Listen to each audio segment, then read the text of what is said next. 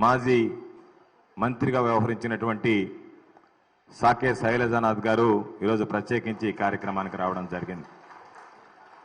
ఎందుకంటే రాయలసీమ లిఫ్ట్ ఇరిగేషన్కి సంబంధించి చంద్రబాబు తెలంగాణకు అమ్ముడు పోయాడు అనేటువంటి విషయాన్ని రేవంత్ రెడ్డి బయటపెట్టిన తర్వాత ఈ రాయలసీమ ఎత్తిపోతలకు సంబంధించినటువంటి బాధ్యతను ఎవరు తీసుకోవాలి, ఈ కార్యక్రమాన్ని ఎవరు ముందుకు తీసుకువెళ్లాలనేటువంటి ఆలోచన వైఎస్ఆర్ కాంగ్రెస్ పార్టీ చేస్తున్నటువంటి సందర్భంలో ఆ భారాన్ని తన భుజాల మీదకి ఎత్తుకొని తన భుజస్కంధాలపై మోస్తూ ప్రతి కార్యక్రమంలో తన భాగస్వామ్యాన్ని అందిస్తూ రాయలసీమ ఎత్తిపోతల సాధనలో ఓ ప్రధానమైనటువంటి భూమిక పోషిస్తున్నటువంటి వ్యక్తి ఈరోజు శైలజానాథ్ గారు.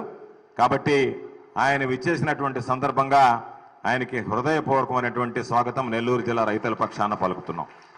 అదేవిధంగా వేదిక మీద ఉన్నటువంటి పెద్దలు జిల్లా పరిషత్ చైర్పర్సన్ శ్రీమతి ఆనం అరుణమ్మ గారు, సోదరులు శాసన మండలి సభ్యులు పర్వతిరెడ్డి చంద్రశేఖర్ రెడ్డి గారు, మరొక సోదరులు శాసన మండలి సభ్యులు మేరిగ మురళీధర్ గారు, వేదిక మీద ఉన్నటువంటి నేదురుమల్లి రామ్ కుమార్ రెడ్డి గారు, మేకపాటి విక్రమరెడ్డి గారు, బుర్రా మధుసూదన్ యాదవ్ గారు, మేకపాటి రాజగోపాల్ రెడ్డి గారు, ఆనం విజయ్ కుమార్ రెడ్డి గారు, కొండిరెడ్డి రంగారెడ్డి గారు,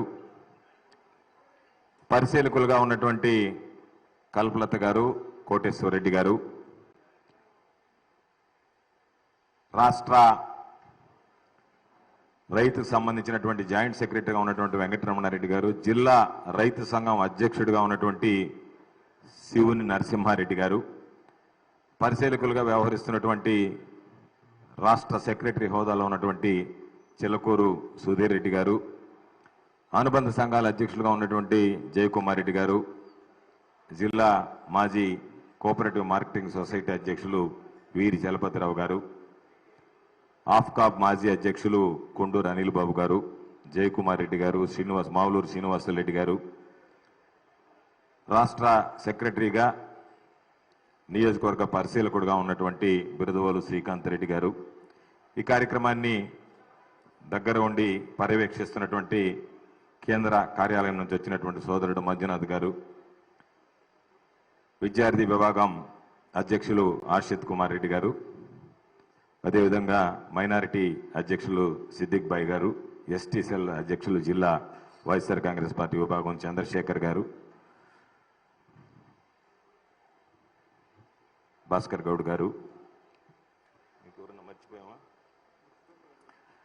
వేదిక మీద ఉన్నటువంటి ఇతర పెద్దలు గౌరమ్మ, మా లావణ్యమ్మ, మా పంచాయతీరాజ్ విభాగం అధ్యక్షురాలు సోదరి, మరొక సోదరుడు, ఈనాటి కార్యక్రమానికి మాకు అతిథి కేంద్ర కార్యాలయం నుంచి వచ్చినటువంటి పుట్ట శివశంకర్ రెడ్డి గారు, కార్యక్రమంలో పాల్గొంటున్నటువంటి రైతు సోదరులు, పాత్రికేయ మిత్రులు అందరికీ హృదయపూర్వకమైనటువంటి నమస్కారాలు తెలియజేస్తున్నాం.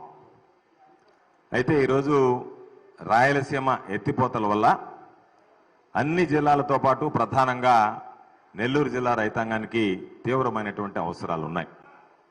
దాని మీద పూర్తి స్థాయి అవగాహన కల్పించుకొని దాని ప్రకారం మనం ఏ విధంగా ఈ కార్యక్రమాన్ని ముందుకు తీసుకువెళ్లాలనేటువంటి దాని మీద దృష్టి పెట్టాల్సినటువంటి పరిస్థితి.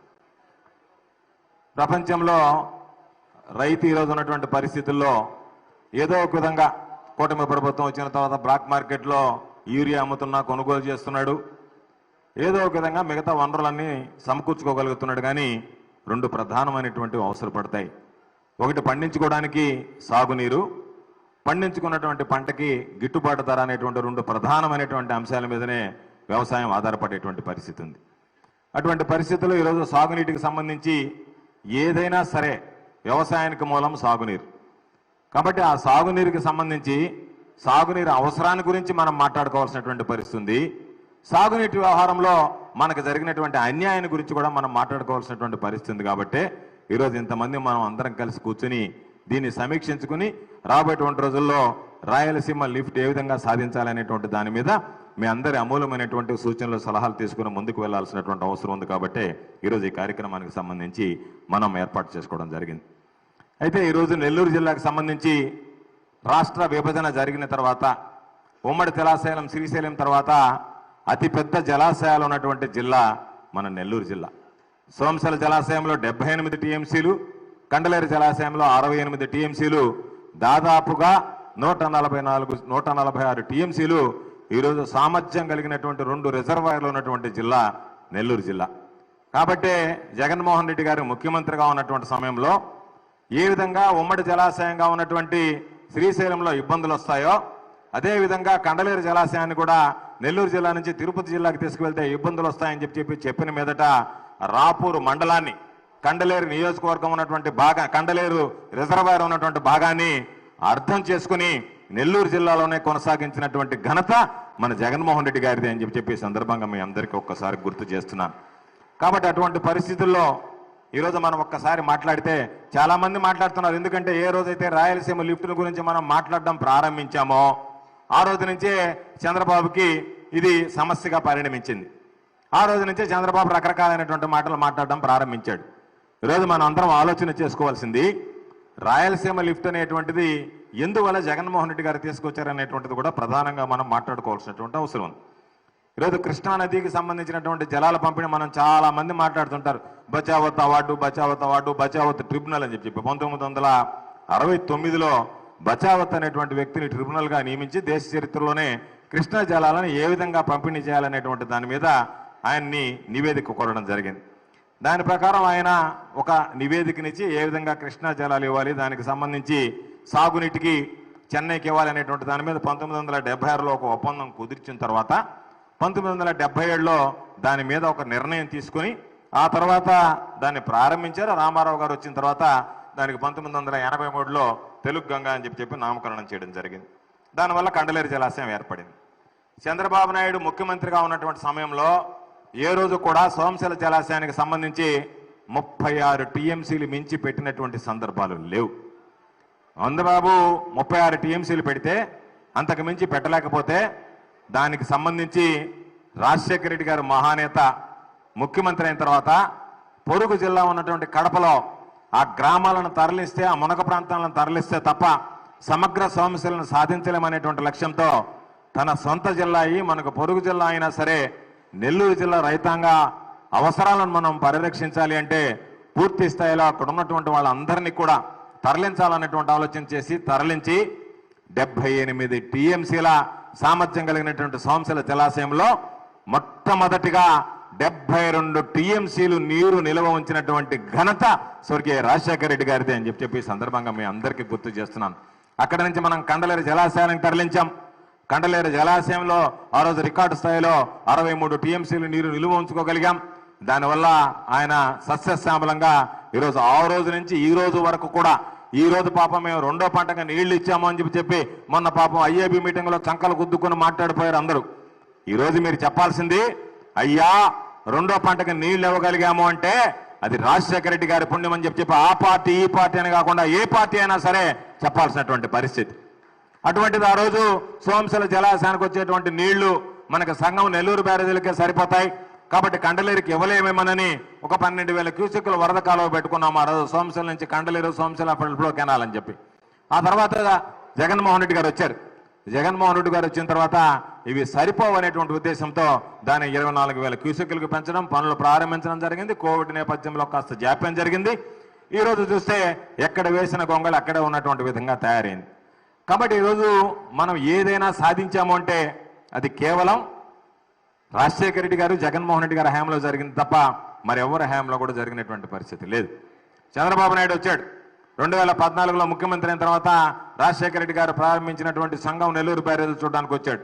ఆయన చెప్పాడు ఆ రోజు వచ్చి, ఈ సంఘం బ్యారేజ్ అనేటువంటిది ఒక్క సీజన్ లోపల పూర్తి చేసేయాలని చెప్పాడు. 2019 దాకా ముఖ్యమంత్రిగా ఉన్నాడు, చేయలేకపోయాడు. సోమశిల నుంచి వచ్చేటువంటి సంఘం నెల్లూరు జలాశయాలని రాజశేఖర రెడ్డి గారు పునాది వేస్తే దాన్ని పూర్తి చేసి ప్రారంభించినటువంటి వ్యక్తి మన నాయకుడు జగన్మోహన్ రెడ్డి గారు అనేటువంటి విషయాన్ని ఈ సందర్భంగా మీ అందరికీ గుర్తు చేస్తున్నాను. అటువంటి పరిస్థితుల్లో ఈ జిల్లాలో మహనీయుడు ఏసీ సుబ్బారెడ్డి గారు, ఆయన మంత్రిగా ఉండి చనిపోయినటువంటి వ్యక్తి. ఈ జిల్లాలో 2వ వ్యక్తి మంత్రిగా ఉండి చనిపోయినటువంటి వ్యక్తి, మనకు దూరమైనటువంటి వ్యక్తి స్వర్గీయ సోదరులు మేకపాటి గౌతమ్ రెడ్డి గారు. ఆయన చనిపోతే ఆ వ్యక్తి యొక్క ఆలోచనలు ఆశయాలు ఉండాలనేటువంటి లక్ష్యంతో సంగం బ్యారేజీని గురించి జగన్మోహన్ రెడ్డి గారు పాదయాత్ర వచ్చినప్పుడు దాన్ని చూపించి దాని అవసరాలను గురించి జగన్మోహన్ రెడ్డి గారికి చెప్పి దాన్ని త్వరితగతిన పూర్తి చేయించాలన్నటువంటి ఆలోచన చేసినటువంటి ఆ బ్యారేజీకి జగన్మోహన్ రెడ్డి గారు మేకపాటి గౌతమ్ రెడ్డి సంగం బ్యారేజీని పెడితే వీళ్ళు ఆ బ్యారేజీలను పూర్తి చేయలేదు కానీ యుద్ధ ప్రాతిపదికన ఆ పేరుని తీసివేయడం జరిగింది. మీరు పేరుని తీసివేయగలరు తప్ప ప్రజల హృదయాల్లో ఉన్నటువంటి వాళ్ళ పేర్లను తొలగించగలరా అని చెప్పి ఈ సందర్భంగా నేను అడుగుతున్నా. అదేవిధంగా ఈరోజు మనం నెల్లూరు జిల్లాలో రైతాంగం ఈరోజు నెల్లూరు బ్యారేజీకి స్వర్గీయ నల్లపురెడ్డి శ్రీనివాసరెడ్డి గారి పేరు పెట్టారు. నల్లపురెడ్డి శ్రీనివాసరెడ్డి గారు అనేటువంటి వ్యక్తి ఈ జిల్లాలో లేకపోతే, ఆ రోజు ఆయన మంత్రిగా ఉండకపోతే ఈరోజు కండలేరు నుంచి ఎంత మందికి ఎంత ఆయకట్టు తీసుకొచ్చాడు, ఎంత మంది రైతాంగాన్ని గురించి ఆలోచన చేశాడు. ఈరోజు ప్రతి ఒక్కరు కూడా ఆయన బొమ్మ పెట్టుకుని పూజించాల్సినటువంటి పరిస్థితి ఈరోజు కండలేరు కింద ఉన్నటువంటి ప్రత్యేకంగా రైతాంగానికి. అటువంటి పరిస్థితుల్లో నల్లపురెడ్డి శ్రీనివాసరెడ్డి గారి పేరు పెడితే నెల్లూరు బ్యారేజీకి ఆయనకు సముచితమైనటువంటి గౌరవాన్ని ఇచ్చినట్టుగా ఉంటుందంటే వెంటనే స్పందించి నెల్లూరు బ్యారేజీకి నల్లపురెడ్డి శ్రీనివాసరెడ్డి గారి బ్యారేజ్ అని పెడితే దానిని కూడా యుద్ధ ప్రాతిపదికన సాయంకాలానికే అది కనపడకూడదని దానికి మొత్తం రెండుకి స్టిక్కర్లు అంటించి పెట్టారు. పనులు పూర్తి చేయలేకపోయారు, స్టిక్కర్లు అంటించిపోయి ఆ పేర్లు కనపడకూడదు అనేటువంటి ఆలోచన చేసినటువంటి దుర్మార్గమైనటువంటి ఆలోచన చేస్తున్నారు తప్ప రైతుల సంక్షేమాన్ని గురించి కానీ సాగునీటి వనరుల గురించి కానీ ఏ రోజైనా సరే కుటుంబ ప్రభుత్వం పట్టించుకున్నటువంటి పరిస్థితి లేదు. అటువంటి పరిస్థితుల్లో ఈరోజు మనం మాట్లాడుకుంటున్నాం. సోమశిల జలాశయం దగ్గరికి వచ్చాం. ప్రధానమైనటువంటి సోమశిల జలాశయం నుంచి దాదాపుగా 5,75,000 ఎకరాలు నీళ్లు అందుకోవాల్సినటువంటి పరిస్థితి ఉంటుంది. ఆథరైజ్డ్ ఆయకట్టు ప్రకారం, అనాథరైజ్డ్ కాకుండా. ఆ జలాశయానికి సంబంధించి ఒక వరద వచ్చి ఒక 4 లక్షల క్యూసెక్కులు నీరు వదిలితే ఆ నీటితో ఇబ్బంది పడితే పాపం చంద్రబాబు నాయుడు గారిని ఇక్కడికి తీసుకొచ్చారు. చంద్రబాబు నాయుడు గారు వచ్చి ఇక్కడ కూర్చున్నాడు. కూర్చొని ఏం చెప్పాడంటే, మీరందరికీ గుర్తుందో లేదో ఫైర్ అయిపోయాడు చంద్రబాబు. మైక్ తీసుకొని, మీరు అనుకుంటున్నారేమో నేను మామూలు ముఖ్యమంత్రిని కాదు, 1995లో అప్పుడు ఎన్టీ రామారావుకు వెన్నుపోటు పొడిచెక్కాడే అప్పటి ముఖ్యమంత్రిని మీరు అనుకుంటున్నారు కాబట్టి జాగ్రత్తగా ఉండండి అని చెప్పాడు. సీజన్ లోపల దీన్ని పూర్తి చేస్తానన్నాడు. అబ్బా స్పీడ్ చూసి నేను అనుకున్నా ఇంకా ముందుగా పూర్తి చేస్తారేమో అధికారులు అని చెప్పి ఈరోజు మనం 4వ నీళ్లు వదులుతున్నాం. 2 సంవత్సరాలు పూర్తవుతుంది. ఎక్కడ వేసిన కొంగలు అక్కడే ఉంది. ఈరోజు పాపం ఆ కాంట్రాక్టర్ వాళ్ళకి సెట్ కాలేదో ఏమో, అందుకని ఆ కాంట్రాక్టర్ని మార్చి వేరే కాంట్రాక్టర్కి ఇవ్వాలనేటువంటి ఆలోచన చేస్తూ ఈ రోజు మనం రాయలసీమకి దీనికి సంబంధించి మాట్లాడితే మొన్న హడావిడిగా ఐఏబీ సమావేశం పెట్టి నిన్న అర్ధాంతరంగా గబగబా నీళ్లు వదిలేసి ఏదో ఒక విధంగా మేము రాయలసీమకు సంబంధించినటువంటి లిఫ్ట్ ఇరిగేషన్ విషయంలో దీన్ని నీరు కార్చాలనేటువంటి ఒక దుర్మార్గం అనేటువంటి ఆలోచనతో పనిచేసేటువంటి పరిస్థితి ఏర్పడింది. కాబట్టి ఈరోజు ఎక్కడైనా సరే రైతుల గురించి ఆలోచన చేసేటువంటి పరిస్థితిలో ఈ ప్రభుత్వం లేదు. అటువంటి పరిస్థితుల్లో ఏదన్నా ఉంది అంటే మొన్న ఐఏబీ జరిగింది. పాపం అక్క కూడా పోయినట్టుకుంది, దానికి మన వాళ్ళు పోయినట్టుకుంటారు. జిల్లా పరిషత్లో జరిగింది. దాంట్లో రైతులకు సంబంధించి ఏదన్నా నిర్ణయం తీసుకుంటారంటే దాని గురించి తీసుకోలే, నాబార్డులో వచ్చేటువంటి నిధుల పంపకాల్లో తేడా వచ్చేసిందని చెప్పి మాట్లాడాడు పాపం మా సోమిరెడ్డి. ఆయన పాపం కొంతమంది సమర్థించారు. ఏమి 50 కోట్లు నారాయణే తీసుకుపోవాలా, నారాయణే తినాలనా, ఏం మేమందరం లేవా, మేమందరం గెలవలేదా, ఈ ప్రభుత్వం సొమ్ము మేము కూడా నాబార్డులో కొంత తినకూడదా, కాబట్టి దాని సంగతి ఎంతో తేల్చమని చెప్పి దాని మీద మాట్లాడారు తప్ప పెండింగ్ లో ఉన్నటువంటి ప్రాజెక్టులు ఏంది, పెండింగ్ లో ఉన్నటువంటి ప్రాజెక్టుల అవసరాలు ఏంది, వాటిని ఏ విధంగా ముందుకు తీసుకువెళ్లాలనేటువంటి ఆలోచన చేయకుండా ఇప్పటికే రైతుల పేరిట ఇరిగేషన్ లో దొంగ బిల్లులు చేసుకుని కలిపెట్టడం 40 లక్షలు, కలిపెట్టడం 60 లక్షలు. మళ్ళీ ఇంకో కొత్త పథకం పెట్టారు. మన నీరు సాగునీటి సంఘాల, మన నీటి భద్రత సాగునీటి సంఘాల బాధ్యత. చంద్రబాబు నాయుడు బ్రహ్మాండమైనటువంటి టైటిల్స్ పెడతాడు. అది పెట్టగానే ఎమ్మెల్యేలు మంత్రులు పంచెలు కట్టి పైన కండువాలేసి దిగి జేసీబీలు రంగంలోకి దించి వాటికి కొబ్బరికాయలు కొట్టి ఏ విధంగా తవ్వాలా మనం డబ్బులు అవినీతి సంపాదన అనేటువంటిది ఆలోచన చేశారు తప్ప రైతుల గురించి ఆలోచన చేసినటువంటి దాఖలాలు లేవు. కాబట్టి ఇటువంటి పరిస్థితుల్లో మనకి ఈరోజు సోమశిలకు సంబంధించినటువంటి ఈరోజు దానికి నీళ్లు రావడంలో రాయలసీమ లిఫ్ట్ ఇరిగేషన్ అనేటువంటిది ప్రధానమైనటువంటి అవసరం. ఎందుకంటే కింద తెలంగాణ ఉంది. తెలంగాణ రాష్ట్రం ఒక రోజుకి 8 టీఎంసీలు లిఫ్ట్ ద్వారా తీసుకువెళ్ళిపోతుంది. మనకి 12,000 క్యూసెక్కులు ఉన్నటువంటి ఏదైతే పోతిరెడ్డిపాటు హెడ్ రెగ్యులేటర్ దగ్గర నుంచి వచ్చేటువంటి కాలం ఉందో, మహనీయుడు రాజశేఖర రెడ్డి గారు ఎంత మంది అడ్డుపడ్డా ఎన్ని రకాలైనటువంటి విమర్శలు చేసినా లెక్క చేయకుండా దాన్ని 44,000 క్యూసెక్కులకు పెంచి ఈరోజు మనకి నీళ్లు వస్తున్నాయి సోమశిల కంటే దానికి ప్రధానమైనటువంటి కారణం పైన ఉన్నటువంటి రాజశేఖర రెడ్డి గారు.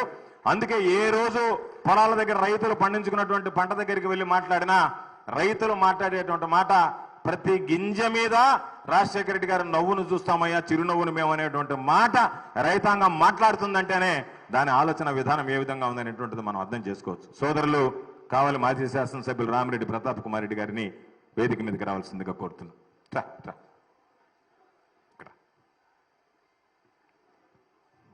అటువంటి పరిస్థితి ఉంది.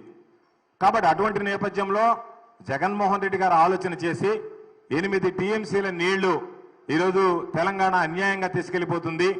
కాబట్టి మనం రోజుకు 3 టీఎంసీలు రాయలసీమ లిఫ్ట్ ఇరిగేషన్ ద్వారా తీసుకుంటే దానికి అదనంగా ఈరోజు మనకు నీళ్లు వచ్చేటువంటి పరిస్థితి ఏర్పడుతుంది.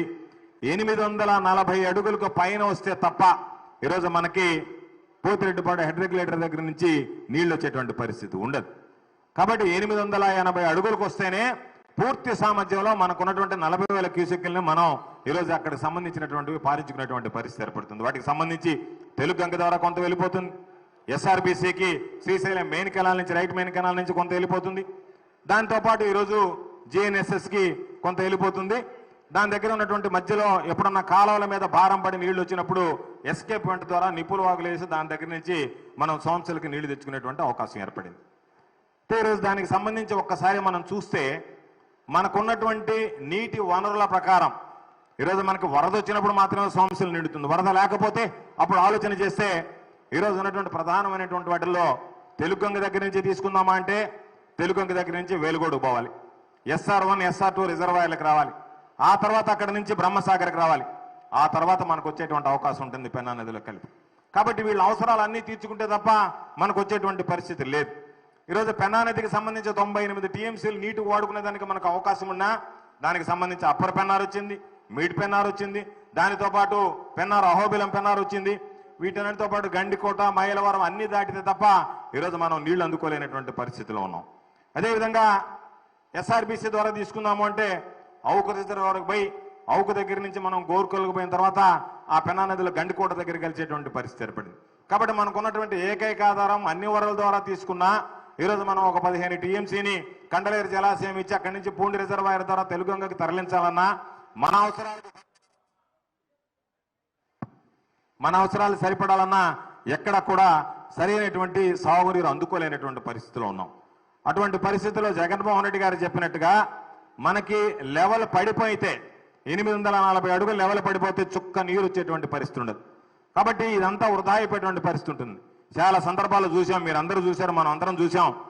నీళ్లు ఉన్నాయి కదా లేదా వర్షాలు పడతాయి కదా అని రైతుల పాపం పంటలు వేసుకుని నీళ్లు చాలక అవి వెండిపోయినటువంటి పరిస్థితిని గంచాం. అందుకే జగన్మోహన్ రెడ్డి గారు చెప్పినట్టుగా మనం గనక కింద స్థాయి నుంచి కూడా 840 అడుగులు దిగువ భాగం నుంచి కూడా మనం నీళ్లు తరలించుకురాగలిగితే ఈరోజు ఏ విధంగా అయితే 800 అడుగుల దిగువ భాగం నుంచి డెడ్ స్టోరేజ్ నుంచి సోమశిల ఈరోజు తెలంగాణ తరలించుకుపోతుందో 8 టీఎంసీలు నీరు, అదేవిధంగా మనం కూడా ఒక 3 టీఎంసీల నీరు తీసుకొస్తే దాదాపుగా 30,000 ఎకరాలు కొత్త పంట పండుతుంది.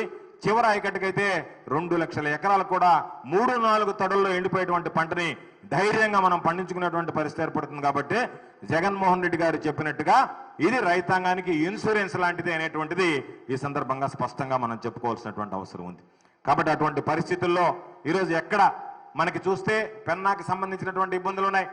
ఈరోజు పెన్నాతో పాటు ఉపనదులు ఉంటే చిత్రావతి ఉంటే చిత్రావతి మీద బ్యాలెన్సింగ్ రిజర్వాయర్ వచ్చింది, సగిలేరు వస్తే అప్పర్ సగిలేరు లోయర్ సగిలేరు దానికి సంబంధించినటువంటి రిజర్వాయర్లు వచ్చాయి, పాపాగ్ని మీద వెలిగేలు రిజర్వాయర్ వచ్చింది. మనకు ఉన్నటువంటి ఒకే ఒక నీటి సోర్స్ ఏదన్నా ఉందంటే కుందు నది. ఆ కుందు నదిలో కూడా నీళ్లు వచ్చేటువంటి పరిస్థితి లేదు. కాబట్టి అక్కడ ఫ్లడ్ వస్తే ఆ ఫ్లడ్ని మనం నిప్పులు వాగులు వేసుకుని అక్కడి నుంచి సోమశిలకు తెచ్చుకునేటువంటి వెసులుబాటు వచ్చింది.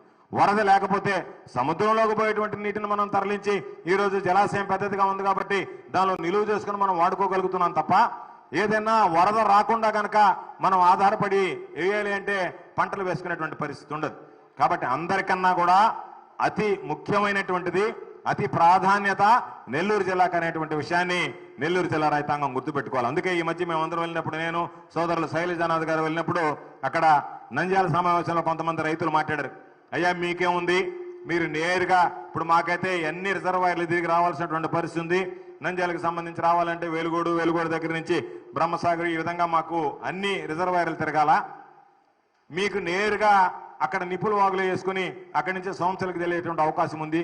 కాబట్టి దానివల్ల మీకే ఎక్కువ లబ్ధి ఉందంటే వాస్తవానికి రాయలసీమ లిఫ్ట్ వల్ల రాయలసీమ జిల్లాలతో పాటు నెల్లూరు ప్రకాశంతో పోల్చుకుంటే అతి ఎక్కువ ఉపయోగకరమైనటువంటిది మన నెల్లూరు జిల్లాకు అనేటువంటి విషయాన్ని మన రైతాంగ సోదరులందరూ గుర్తుంచుకోవాలి.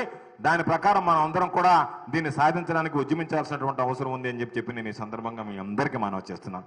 అయితే ఈరోజు ఎందుకు ఇంత దూరం మాట్లాడుకున్నాం, ఎందుకు ఈరోజు దాదాపుగా 1.5 సంవత్సరం తర్వాత దీని గురించి ఆలోచన చేస్తున్నామనంటే ఆ ప్రాజెక్ట్ ఏదైతే జగన్మోహన్ రెడ్డి గారు ప్రారంభించారో 2385 కోట్లతో అర్ధాంతరంగా ఆగిపోయింది. ఆగిపోయిన తర్వాత అనేక అనుమానాలు ఉన్నాయి. ఇది అర్ధాంతరంగా ఆగిపోవడానికి కారణం ఏంది, దీన్ని ఎందుకు ఆపేశారని ఆలోచన చేసేటువంటి పరిస్థితుల్లో తెలంగాణ అసెంబ్లీలో రేవంత్ రెడ్డి స్పష్టంగా ఒక మాట చెప్పాడు. నేను తెలంగాణ రైతుల ప్రయోజనాల కోసం చంద్రబాబు నాయుడు దగ్గరికి వెళ్ళి, అయ్యా మీరు దీనికి సంబంధించి ఈ ప్రాజెక్టుని నిలిపివేయండి అంటే నా కోరికను మన్నించి రహస్య సమావేశంలో మా ఇద్దరి మధ్య కుదిరినటువంటి రహస్య ఒప్పందం ప్రకారం ఆంధ్ర రాష్ట్ర ప్రజలకు వెళ్లాల్సినటువంటి నీళ్లు చంద్రబాబు నాయుడు ద్వారా నేను అడ్డుకున్నాను అని చెప్పి గర్వంగా ప్రకటించాడు రేవంత్ రెడ్డి గారు. ఏ రోజైనా అది బయటకు వచ్చిన తర్వాత రేవంత్ రెడ్డి నాతో ఇంత కాదు అసెంబ్లీలో చెప్పాడు, టీవీల్లో వచ్చాయి, అందరు చూశారు. దాన్ని అడిగితే చంద్రబాబు నాయుడు నేను రేవంత్ రెడ్డితో ఒక మాట చెప్పలేదు అని ఖండనిచ్చినటువంటి పాపం ఎవ్వరూ బాలేదు. దాని మీద ఏదన్నా ఎదురుదాడి చేస్తూ చంద్రబాబు నాయుడు ఏం మాట్లాడుతున్నాడంటే ఏముంది దానివల్ల పెద్ద ఒక 20 TMC నీళ్లు వస్తాయి, అన్ని బురద నీళ్లు అది ఇదని చెప్పి రైతులను అవమానపరిచేటువంటి విధంగా ఈరోజు మాట్లాడుతున్నాడు. కాబట్టి మనం అందరం ఆలోచన చేయాల్సింది, మనకు ఒక పక్క అవసరం ఉంటే చంద్రబాబు నాయుడు ద్వారా జరిగినటువంటి అన్యాయం ఏదైతే ఉందో ఈ అన్యాయం మీద మనం గళమెప్పకపోతే, దీని మీద మనం మౌనంగా ఉంటే రాబోయేటువంటి రోజుల్లో మనం నీటి కోసం ఇబ్బందులు పడాల్సినటువంటి పరిస్థితి ఉందనేటువంటి విషయాన్ని గుర్తుంచుకోండి. కాబట్టి ఈ యొక్క అన్ని అవసరాలను దృష్టిలో పెట్టుకొని ఈరోజు మనకి నీటి వనరులు ఏ విధంగా రావాలనేటువంటి ఆలోచన చేసేటప్పుడు ఖచ్చితంగా రాయలసీమ లిఫ్ట్ అనేటువంటిది ఒక ప్రధానమైనటువంటి పాత్ర పోషిస్తుంది. కాబట్టి దాని మీద మనందరం దృష్టి పెట్టాల్సినటువంటి అవసరం ఉంది. కాబట్టి ఆ విధంగా మనందరం ఆలోచన చేయాలి. కాబట్టి ఈరోజు అందరూ నియోజకవర్గాలకు సంబంధించినటువంటి ఇన్ఛార్జీలుగా ఉన్నటువంటి వ్యక్తులు, శాసన మండలి సభ్యులు, జిల్లా పరిషత్ చైర్పర్సన్ గారు, వీళ్ళందరితో పాటు ఈ రాయలసీమ లిఫ్ట్కు సంబంధించి రాష్ట్ర సమన్వయకర్తగా ఉన్నటువంటి శైలజానాథ్ గారు అందరూ కలిసి ప్రతి జిల్లాలో ఈ కార్యక్రమాన్ని ఏర్పాటు చేసుకుని జిల్లాల వారీగా ఏ విధంగా ఉద్యమించాలనేటువంటి ఆలోచన చేస్తున్నటువంటి నేపథ్యంలో ఈరోజు జగన్మోహన్ రెడ్డి గారు ఈ ప్రాంతానికి జరుగుతున్నటువంటి అన్యాయాన్ని దృష్టిలో పెట్టుకుని దాన్ని ఈ ప్రాంతానికి ఉండాలి, పొరుగు రాష్ట్రం 8 TMCలు తరలించకపోయేటువంటి పరిస్థితుల్లో కనీసం ఒక 3 TMCలైనా సరే మనం తీసుకురావాలి అంటే చంద్రబాబు నాయుడు గ్రీన్ ట్రిబ్యునల్ అనుమతులే ఉంటాడు. ఈరోజు తెలంగాణ కట్టినటువంటి వాటికి అన్నిటికీ గ్రీన్ ట్రిబ్యునల్ అనుమతి ఉందా? ఈ రోజు ఏ రోజైతే మనం రాయలసీమ లిఫ్ట్ ప్రారంభించామో ఒక పక్క దేవినేని ఉమా చేత ఒక గందరగోళం చేయించాడు. అక్కడ తెలంగాణ ఉన్నటువంటి వాళ్ళ ద్వారా కోర్టులకు పంపించి కోర్టులో కేసులు వేయించాడు. అయినా జగన్మోహన్ రెడ్డి గారు మొండిగా దాన్ని ప్రారంభించి దాదాపుగా కాలువ పనులు పూర్తి చేసి మోటార్లు బిగించే సమయం వచ్చేటప్పటికి ప్రభుత్వం మారింది. చంద్రబాబు రాగానే రాయలసీమ ఈరోజు లిఫ్ట్ని అటకెక్కించేసి రేవంత్ రెడ్డికి అమ్ముడుపోయాడు. కాబట్టి ఒక్కసారి ఆలోచన చేయాల్సింది, రేవంత్ రెడ్డి ఒక పక్క తెలంగాణ రాష్ట్ర రైతుల ప్రయోజనాల కోసం చంద్రబాబు నాయుడు నేను ఒప్పించాను, చంద్రబాబు నాయుడు ఒప్పుకున్నాడు అనంటే చంద్రబాబు నాయుడు పొరుగున ఉన్నటువంటి తెలంగాణ రాష్ట్ర ప్రయోజనాల కోసం మన రాష్ట్ర రైతులు కడుపు కొట్టేటువంటి పరిస్థితి పడితే చంద్రబాబు నాయుడు మీద ఉద్యమించాల్సినటువంటి అవసరం ఉన్నదా లేదా అనేటువంటిది ప్రతి రైతు సోదరుడు ఆలోచన చేయాల్సినటువంటి సందర్భం అని చెప్పి మీ అందరికీ గుర్తు చేస్తున్నాను. అందుకనే దీనికి సంబంధించినటువంటి కార్యాచరణ ప్రణాళిక ప్రారంభించాం. ఈరోజు జిల్లా స్థాయిలో సమావేశం ఏర్పాటు చేశాం. రాబోయే రోజుల్లో నియోజకవర్గ స్థాయిలో సమావేశం ఏర్పాటు చేస్తాం, మండల స్థాయిలో సమావేశం ఏర్పాటు చేస్తాం, ఆ తర్వాత దీన్ని గ్రామ స్థాయిలోకి తీసుకువెళ్తాం.